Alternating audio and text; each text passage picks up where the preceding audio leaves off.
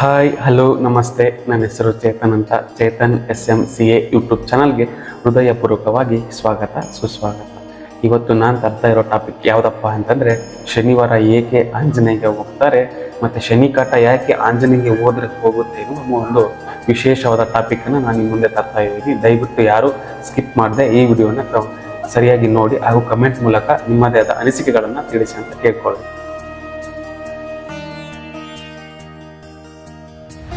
ಸೂರ್ಯನ ಪುತ್ರ ಯಾರೆಂದು ನಿಮಗೆ ಗೊತ್ತೇ? ಸೂರ್ಯದೇವನ ಪುತ್ರ ಬೇರೆ ಯಾರೂ ಅಲ್ಲ, ಶನಿದೇವರು. ಶನಿದೇವರು ಅಂದರೆ ಏಕೆ ಭಯ? ಶನಿದೇವರ ಪ್ರಭಾವವು ಒಮ್ಮೆ ಶುರುವಾದರೆ 7.5 ವರ್ಷಗಳ ಕಾಲ ಇರುತ್ತದೆ. ಹಾಗಾಗಿ ಶನಿದೇವರು ಎಂದರೆ ಸ್ವಲ್ಪ ಭಯ ಕೂಡ ಬರುತ್ತದೆ. ಆದರೆ ರಾಮನ ಭಕ್ತ ಹನುಮಂತನ ಭಕ್ತರಿಗೆ ಯಾವ ಭಯ ಪಡುವ ಅವಶ್ಯಕತೆಯೂ ಇರುವುದಿಲ್ಲ ಎಂದು ನಾವು ಹೇಳಬಹುದಾಗಿದೆ. ಶನಿದೇವರು ಮತ್ತು ಹನುಮಂತ ದೇವರ ನಡುವೆ ನಡೆಯುವ ಒಂದು ಘಟನೆ ಆದರೂ ಏನು? ಶನಿದೇವರನ್ನು ಏಕೆ ಎಣ್ಣೆಯಿಂದ ಅಭಿಷೇಕ ಮಾಡುತ್ತಾರೆ ಎಂದು ಪ್ರತಿಯೊಬ್ಬರಿಗೂ ಕಾಡುವ ಒಂದು ಪ್ರಶ್ನೆಯಾಗಿಯೇ ಉಳಿಯುತ್ತದೆ. ಅಂತಹ ಪ್ರಶ್ನೆಗಳಿಗೆ ಸರಿಯಾಗಿ ಉತ್ತರ ನೀಡಲು ನಾನು ನಿಮ್ಮ ಮುಂದೆ ಈ ವಿಡಿಯೋವನ್ನು ತರ್ತಾ ಇದ್ದೇನೆ. ಕಲಿಯುಗದಲ್ಲಿ ಒಮ್ಮೆ ಪವನ ಪುತ್ರ ಹನುಮಂತ ಸಂಜೆಯ ಸಮಯದಲ್ಲಿ ತನ್ನ ಆರಾಧ್ಯ ದೈವವಾದ ಶ್ರೀರಾಮಚಂದ್ರನನ್ನು ಧ್ಯಾನ ಮಾಡುತ್ತಾ ಕೂತಿದ್ದನು. ಆಗ ಶನಿದೇವರು ಸಹ ಅಲ್ಲಿಗೆ ಬಂದು ವಿನಯದಿಂದ, ಹೇ ಹನುಮಂತ, ನಾನು ನಿನಗೆ ಎಚ್ಚರ ನೀಡಲು ಬಂದಿದ್ದೇನೆ. ಶ್ರೀಕೃಷ್ಣನು ಯಾವ ಕ್ಷಣ ತಮ್ಮ ಲೀಲೆಯನ್ನು ಸಮರ್ಪಿಸಿಕೊಂಡರೋ ಆ ಕ್ಷಣದಲ್ಲೇ ಕಲಿಯುಗವು ಆರಂಭಗೊಂಡಿದೆ. ಈ ಕಲಿಯುಗದಲ್ಲಿ ಯಾವ ದೇವತೆಯೂ ಪೃಥ್ವಿಯಲ್ಲಿ ಇರುವುದಿಲ್ಲ, ಏಕೆಂದರೆ ಯಾರು ಈ ಪೃಥ್ವಿಯಲ್ಲಿ ಇರುತ್ತಾರೋ ಅವರ ಮೇಲೆ ನನ್ನ ವಕ್ರದೃಷ್ಟಿಯು ಸಹ ಬೀಳುತ್ತದೆ.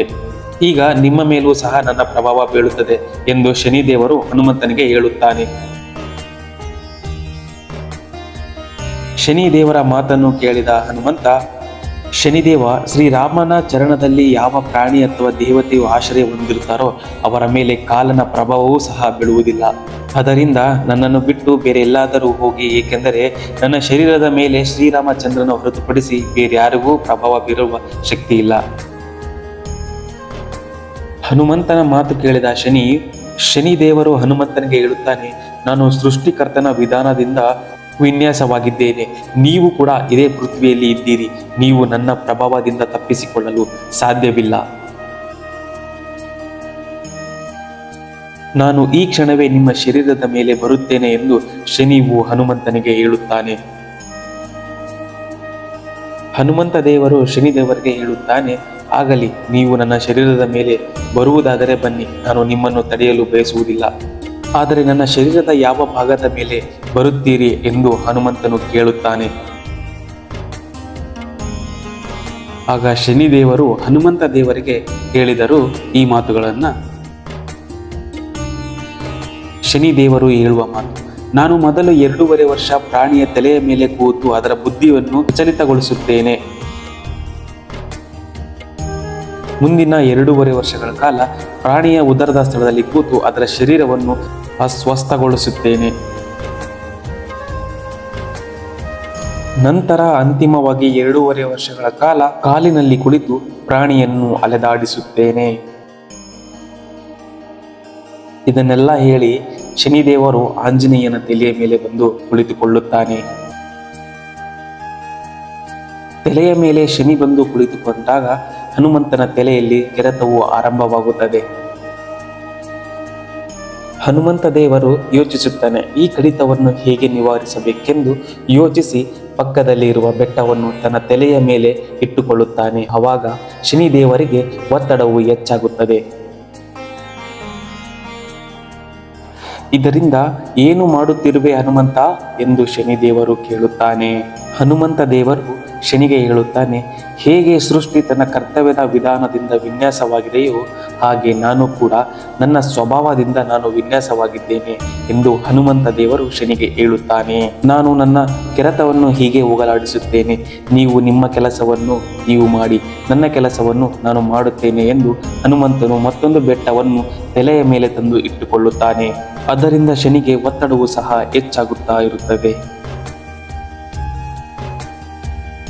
ಆಗ ಶನಿದೇವರು ಹನುಮಂತನಿಗೆ ಹೇಳುತ್ತಾನೆ, ನಿಲ್ಲಿಸು ಆಂಜನೇಯ, ನಿಲ್ಲಿಸು, ನಾನು ನಿನ್ನ ಜೊತೆ ಸಂಧಿ ಮಾಡಿಕೊಳ್ಳುತ್ತೇನೆ. ಈ ಒತ್ತಡವನ್ನು ನನಗೆ ತಾಳಲಾರೆ ಎಂದು ಶನಿದೇವರು ಆಂಜನೇಯನಿಗೆ ಹೇಳುತ್ತಾನೆ. ಈ ಮಾತನ್ನು ಕೇಳಿದ ಆಂಜನೇಯ ಮುಗುಳು ನಗೆಯಿಂದ ಮತ್ತೊಂದು ಬೆಟ್ಟವನ್ನು ತಂದು ತನ್ನ ತಲೆಯ ಮೇಲೆ ಇಟ್ಟುಕೊಳ್ಳುತ್ತಾನೆ. ಇದರಿಂದ ಶನಿಯು ಮತ್ತಷ್ಟು ವಿಪರೀತ ನೋವಿಗೆ ಈಡಾಗುತ್ತಾನೆ.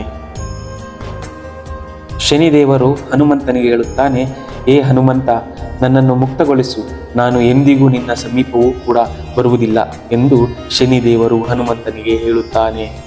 ಆಗ ಹನುಮಂತನೂ ಸಹ ಮುಗುಳು ನಗೆಯಿಂದ ನಗುತ್ತಾ ಮತ್ತೊಂದು ಬೆಟ್ಟವನ್ನು ತಂದು ತನ್ನ ತಲೆಯ ಮೇಲೆ ಇಟ್ಟುಕೊಳ್ಳುತ್ತಾನೆ. ಆಗ ಶನಿದೇವರಿಗೆ ಒತ್ತಡವನ್ನು ತಾಳದೆ ಮೈಯಲ್ಲಿ ಗಾಯಗಳು ಉಂಟಾಗುತ್ತವೆ. ಈ ಸಂಕಟದಿಂದ ಪಾರಾಗಲು ಶನಿದೇವರು ಹನುಮಂತನಿಗೆ ಹೇಳುವ ಮಾತೇನೆಂದರೆ, ಹೇ ಹನುಮಂತ, ನನ್ನನ್ನು ಬಿಟ್ಟು ಬಿಡು, ನಾನು ನಿನ್ನ ಸಮೀಪವೂ ಸಹ ಬರುವುದಿಲ್ಲ ಮತ್ತು ನಿನ್ನನ್ನು ಸ್ಮರಿಸುವ ಯಾವುದೇ ಪ್ರಾಣಿ ಬಳಿಯೂ ಕೂಡ ನಾನು ಹೋಗುವುದಿಲ್ಲ ಎಂದು ಶನಿದೇವರು ಹನುಮಂತನಿಗೆ ಹೇಳುತ್ತಾನೆ. ಹನುಮಂತನಿಗೆ ತನ್ನ ಭಕ್ತರೆಂದರೆ ತನ್ನ ಪ್ರಾಣ ಇದ್ದಂತೆ. ಶನಿದೇವನ ಮಾತನ್ನು ಕೇಳಿ ಹನುಮಂತನು ತನ್ನ ಎಲ್ಲಾ ಭಾರವನ್ನು ತಲೆಯಿಂದ ಇಳಿಸುತ್ತಾನೆ. ಶನಿದೇವರನ್ನು ಮುಕ್ತಗೊಳಿಸಿದ ಆಂಜನೇಯ, ಆದರೆ ಶನಿದೇವರಿಗೆ ಮೈ ತುಂಬಾ ನೋವಾಗಿದ್ದವು, ವಿಪರೀತ ಒತ್ತಡವು ಹೆಚ್ಚಾಗಿತ್ತು. ಹನುಮಂತ ದೇವರ ಮನಸ್ಸು ತುಂಬಾ ಮೃದು ಮನಸ್ಸಾಗಿರುವ ಕಾರಣ ಹನುಮಂತ ದೇವರು ಶನಿದೇವರ ನೋವುಗಳನ್ನು ನೋಡಿ, ತಗೋ ಎಂದು ಎಣ್ಣೆ ಮತ್ತು ತೈಲವನ್ನು ದೇಹಕ್ಕೆ ಹಚ್ಚಿಕೊಳ್ಳು, ನಿನ್ನ ಎಲ್ಲ ನೋವುಗಳು ಮಾಯವಾಗುತ್ತವೆ ಎಂದು ಹನುಮಂತ ದೇವರು ಶನಿದೇವರಿಗೆ ಹೇಳುತ್ತಾನೆ. ಆದ್ದರಿಂದ ಶನಿದೇವರು ತೈಲ ಅಥವಾ ಎಣ್ಣೆಗಳಿಂದ ಅಭಿಷೇಕ ಮಾಡಿಸಿಕೊಳ್ಳುತ್ತಾನೆ. ಶನಿದೇವರು ಅವರ ಮಾತನ್ನು ಕೇಳಿ ಹನುಮಂತನ ಸಮೀಪವಾಗಲಿ ಅವರ ಭಕ್ತರ ಸಮೀಪವಾಗಲಿ ಎಂದಿಗೂ ಹೋಗಲು ಇಚ್ಛಿಸುವುದಿಲ್ಲ. ಈ ನೈಜ ಕಥೆಯು ಎಲ್ಲಿ ಕಂಡುಬರುತ್ತಂದರೆ ಆನಂದ ರಾಮಾಯಣದಲ್ಲಿ ಇರುವ ಒಂದು ನೈಜ ಕಥೆ ಇದಾಗಿದೆ. ಮತ್ತೊಮ್ಮೆ ಹೇಳುತ್ತೇನೆ, ಆನಂದ ರಾಮಾಯಣದಲ್ಲಿ ಇದು ಕಂಡುಬರುತ್ತದೆ. ಆಂಜನೇಯ ದೇವರಿಗೆ ಪ್ರತಿ ಶನಿವಾರ ಏಕೆ ಹೋಗುತ್ತಾರೆ ಎಂಬ ಪ್ರಶ್ನೆಯು ಸಹಜವಾಗಿ ಬರುವಂತದ್ದಾಗಿದೆ. ಈ ಪ್ರಶ್ನೆಗಳಿಗೆ ಸಹಜವಾಗಿ ಹಾಗೂ ಮುಖ್ಯವಾಗಿ ಕಂಡುಬರುವ ಉತ್ತರಗಳು ಏನೆಂದರೆ, ಒಂದನೆಯದಾಗಿ ಶನಿ ದೃಷ್ಟಿಯನ್ನು ನಿವಾರಣೆಗೊಳಿಸುತ್ತದೆ. ಎರಡನೆಯದಾಗಿ ಶಕ್ತಿ ಮತ್ತು ಧೈರ್ಯಕ್ಕಾಗಿ ಪ್ರತಿ ಶನಿವಾರ ಹೋಗುತ್ತಾರೆ. ಮೂರನೆಯದಾಗಿ ಆರೋಗ್ಯ ಮತ್ತು ಸಮೃದ್ಧಿಗಾಗಿ ಪ್ರತಿ ಶನಿವಾರ ಹೋಗುತ್ತಾರೆ. ನಾಲ್ಕನೆಯದಾಗಿ ಬುದ್ಧಿವಂತಿಕೆ ಮತ್ತು ಜ್ಞಾನಕ್ಕಾಗಿ. ಐದನೆಯದಾಗಿ ರಾಮ ಭಕ್ತಿಗಾಗಿ. ಪ್ರತಿ ಶನಿವಾರ ಆಂಜನೇಯನಿಗೆ ಏಕೆ ಹೋಗುತ್ತಾರೆ ಎಂಬುದು ಪ್ರಶ್ನೆಗೆ ಇದೊಂದು ಸಹಜ ಉತ್ತರವಾಗಿದೆ ಎಂದು ನಾವು ಬಯಸಬಹುದಾಗಿದೆ. ಶನಿ ದೇವರಿಂದ ಮುಕ್ತಿಗೊಳ್ಳಲು ಮುಖ್ಯವಾದ ಮಂತ್ರ ಯಾವುದು? ನೀಲಾಂಜನ ಸಮದ್ಭುತಿಂ ರವಿಯಂ ಚಂದ್ರಮಾಸಂ ಮೃತ್ಯುಂ ಮಾರುತಂ ವಾಯುವಂ ಮರಣಂ ಅಗ್ನಂ ಈಶಾನಂ ಗುರುಬ್ರಾಹ್ಮೇಣ ವಿಷ್ಣು ಚ ನವಮಿ ಶನಿಶ್ಚರ. ಈ ಮಂತ್ರವನ್ನ ಪ್ರತಿ ಶನಿವಾರ ಹೇಳುವುದರಿಂದ ಅತ್ಯಂತ ಒಳ್ಳೆಯದು ಆಗುತ್ತದೆ. ಅಥವಾ ನಿಮಗೆ ಇದಕ್ಕಿಂತ ಸರಳವಾಗಿರುವುದು ಬೇಕೆಂದರೆ ಓಂ ಪ್ರಾಂ ಪ್ರೀಂ ಶನಿಶ್ಚರಾಯ ನಮಃ. ಇದು ಅತ್ಯಂತ ಸರಳವಾಗಿದ್ದು ಹಾಗೂ ಪ್ರಬಲವಾಗಿ ಶನಿ ದೋಷವನ್ನು ನಿವಾರಿಸುವ ಮಂತ್ರವಾಗಿದೆ.